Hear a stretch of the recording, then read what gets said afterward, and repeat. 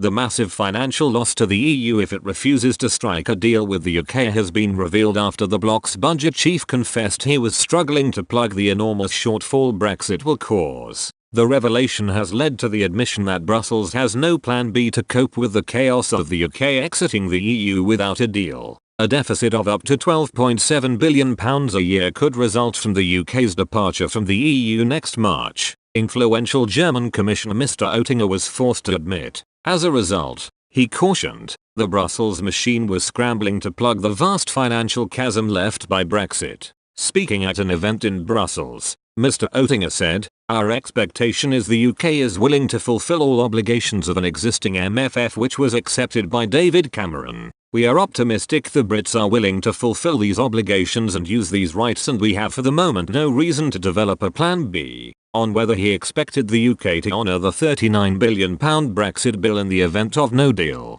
Mr. Oettinger revealed there never ever was a destructive intervention from the UK's side in the talks. He added, "So we have for the moment no reason to expect a totally different position in the next days, weeks or months." The German Eurocrat, who is close to Chancellor Angela Merkel, expects the UK and EU to agree a smart Brexit. He said, "No doubt it's a polar game at this moment, and there are different interests. But in our EU27 I know nobody who would prefer a hard Brexit. We have to do our best to defend and to bring our legal and financial and political arguments, but not to come to a worst case scenario. The European Commission is demanding more money from EU member states to maintain current spending levels, without its second largest net contributor, the UK. But the remaining 27 nations are bitterly divided over the size of its forecasted 7-year budget, known as a multi-annual financial framework. A selection of states, centered around the Netherlands, Austria and Sweden,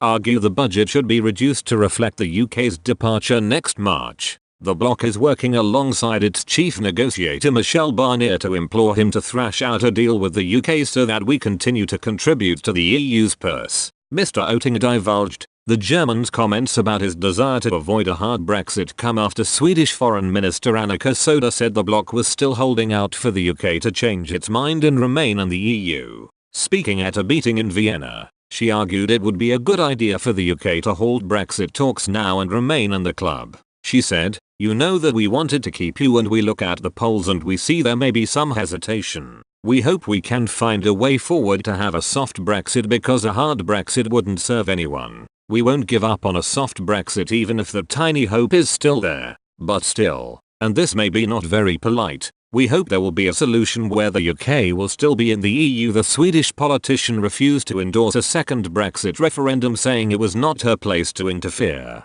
But she added, "For the EU, if we look at our perspective and the Swedish perspective, of course, we would want to have the UK as a partner.